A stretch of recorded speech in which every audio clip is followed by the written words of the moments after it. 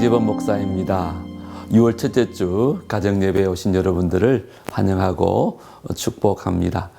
온 교회가 믿음의 가정 세우기 프로젝트 가운데 하나로 온 가족이 함께 드리는 가정예배를 시작한 지가 벌써 반년이 되어 갑니다.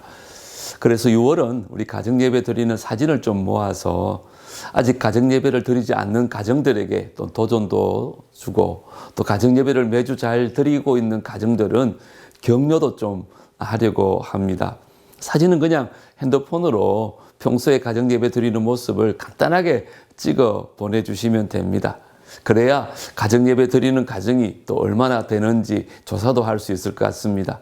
부담 갖지 마시고 꼭 참여해 주시기를 바랍니다. 오늘은 출애굽기 7장 8절로부터 25절 말씀 중심으로 하나님만이 유일한 신입니다라는 제목으로 은혜를 좀 나누고자 합니다. 먼저 찬송가 391장 오 놀라운 구세주 우리 함께 찬양하시겠습니다.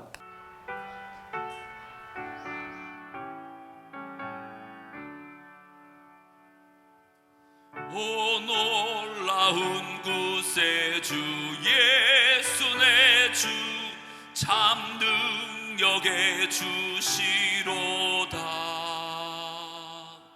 큰 바위 및 안전한 그곳으로 내 영혼을 숨기시네. 메마른 땅을 종일 걸어가도 나 피곤치 아니하며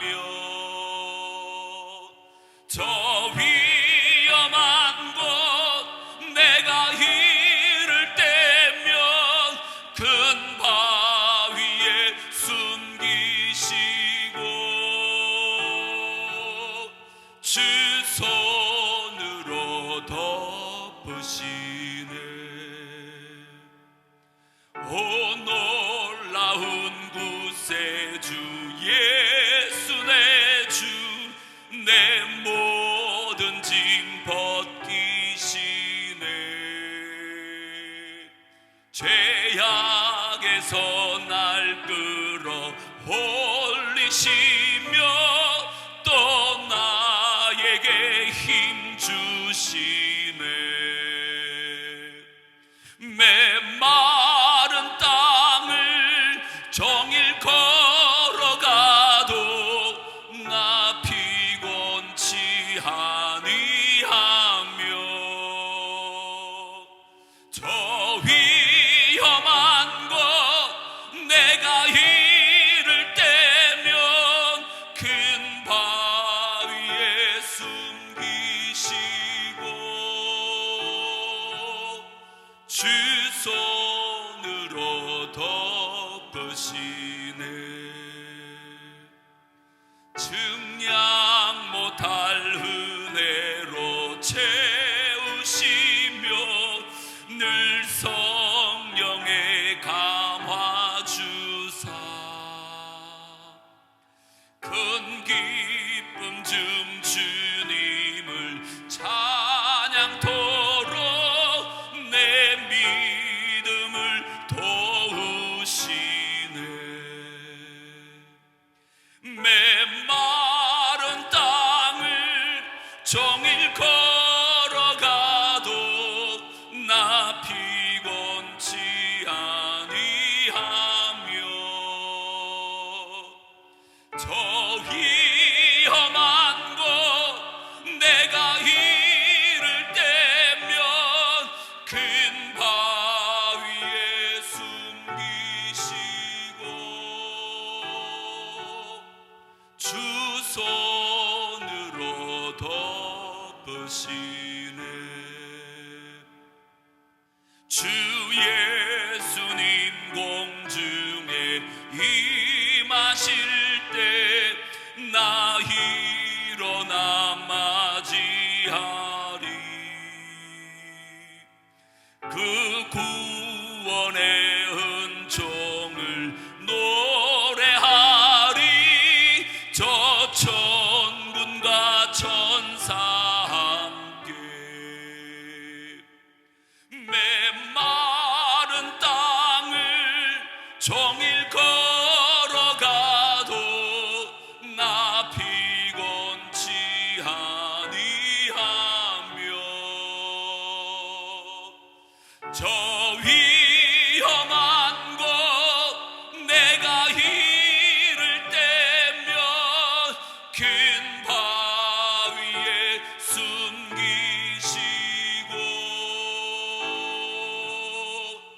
주 손으로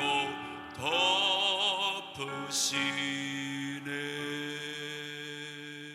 오늘 우리 가정해 주시는 하나님의 말씀은 출애굽기 7장 8절로부터 25절 말씀입니다. 본문이 조금 길지만 늘 하듯이 다 함께 한 목소리로 읽도록 합니다. 여호와께서 모세와 아론에게 말씀하여 이르시되 바로가 너희에게 이르기를 너희는 이적을 보이라 하거든 너는 아론에게 말하기를 너의 지팡이를 들어서 바로 앞에 던지라 하라. 그것이 뱀이 되리라. 모세와 아론이 바로에게 가서 여호와께서 명령하신 대로 행하여 아론이 바로와 그의 신하 앞에 지팡이를 던지니 뱀이 된지라. 바로도 현인들과 마술사들을 부르매 그 애굽 요술사들도 그들의 요술로 그와 같이 행하되 각 사람이 지팡이를 던짐에 뱀이 되었으나 아론의 지팡이가 그들의 지팡이를 삼키니라. 그러나 바로의 마음이 완악하여 그들의 말을 듣지 아니하니 여호와의 말씀과 같더라. 여호와께서 모세에게 이르시되 바로의 마음이 완강하여 백성 보내기를 거절하는도다. 아침에 너는 바로에게로 가라. 보라, 그가 물 있는 곳으로 나오리니 너는 나일 강가에 서서 그를 맞으며 그 뱀 되었던 지팡이를 손에 잡고 그에게 이르기를 히브리 사람의 하나님 여호와께서 나를 왕에게 보내어 이르시되 내 백성을 보내라. 그러면 그들이 광야에서 나를 섬길 것이니라 하였으나 이제까지 네가 듣지 아니하도다. 여호와가 이같이 이르노니 네가 이로 말미암아 나를 여호와인 줄 알리라. 볼지어다 내가 내 손에 지팡이로 나일강을 치면 그것이 피로 변하고 나일강에 고기가 죽고 그 물에서는 악취가 나리니 애굽 사람들이 그 강물 마시기를 싫어하리라 하라. 여호와께서 또 모세에게 이르시되 아론에게 명령하기를 내 지팡이를 잡고 내 팔을 애굽의 물들과 강들과 운하와 목과 모든 호수 위에 내밀라 하라. 그것들이 피가 되리니 애굽 온 땅과 나무 그릇과 돌 그릇 안에 모두 피가 있으리라. 모세와 아론이 여호와께서 명령하신 대로 행하여 바로와 그의 신하의 목전에서 지팡이를 들어 나일강을 치니 그 물이 다 피로 변하고 나일강의 고기가 죽고 그 물에서는 악취가 나니 애굽 사람들이 나일강 물을 마시지 못하며 애굽 온 땅에는 피가 있으나 애굽 요술사들도 자기들의 요술로 그와 같이 행함으로 바로의 마음이 완악하여 그들의 말을 듣지 아니하니 여호와의 말씀과 같더라. 바로가 돌이켜 궁으로 들어가고 그 일에 관심을 가지지도 아니하였고 애굽 사람들은 나일 강물을 마실 수 없으므로 나일 강가를 두루 파서 마실 물을 구하였더라. 여호와께서 나일 강을 치신 후 이래가 지나니라. 아멘. 이스라엘 백성을 애굽으로부터 구원하는 계획을 위해 하나님은 모세와 아론을 애굽 왕 바로에게 보내셨습니다. 하나님은 모세에게 바로가 너희에게 이적을 보여달라고 요구하거든 너는 아론에게 지팡이를 바로 앞에 던지라고 하여라. 그러면 지팡이가 뱀이 될 것이라고 말씀하셨습니다. 모세와 아론이 바로와 신하들 앞에서 하나님의 말씀대로 지팡이를 던졌더니 정말 뱀이 되었습니다. 바로도 지지 않고 자신의 요술가들을 불러서 똑같은 술법을 보였지만 아론의 지팡이가 그들의 지팡이를 삼켜버립니다. 바로는 그 광경을 보고도 하나님이 말씀하신 대로 고집을 부리고는 그들의 말을 듣지 않았습니다. 하나님은 모세에게 다시 말씀하셨습니다. 너는 아론에게 지팡이를 잡고 애굽의 모든 물, 곧 강과 운하와 늪과 그 밖에 물이 고인 모든 곳에 손을 내밀라고 하여라. 그러면 그 모든 물이 피가 될 것이다. 모세와 아론은 이번에도 하나님의 명하신 대로 지팡이를 들어 강물을 쳤습니다. 그러자 정말 강의 모든 물이 피로 변했습니다. 그로 인해 물고기가 죽고 강물에서 악취가 나서 물을 마실 수가 없었습니다. 그런데 애굽의 요술사들도 그와 똑같은 요술을 부렸습니다. 이번에도 바로는 이 일에 아무 관심도 없다는 듯이 돌아가고 맙니다. 이제 말씀 관찰 시간입니다. 먼저는 하나님이 애굽에 재앙을 일으키신 목적이 무엇인가라는 질문입니다. 17절에 보면 그 목적이 나와 있습니다. 하나님을 알리기 위함입니다. 여러분, 그렇습니다. 이적은 단순히 사람들을 놀라게 하려는 것도 아니고 하나님의 능력을 과시하려는 것도 아닙니다. 이적의 분명한 목적은 온 땅의 왕 되시는 하나님을 알리는 것입니다. 이제 바로와 애굽의 모든 사람은 그 이적을 통해 진정한 신이 누구인지 알게 될 것입니다. 모세와 아론이 하나님의 명령을 따라 행하자 나일강이 피로 물들게 되었습니다. 애굽인들은 나일강을 어머니 나일이라 그렇게 불렀습니다. 그리고 인류의 창조자이자 나일강의 신으로 크놈신을 숭배했었습니다. 나일강은 애굽인에게 물고기와 농업수를 제공하는 그리고 교통도로로 사용되어졌습니다.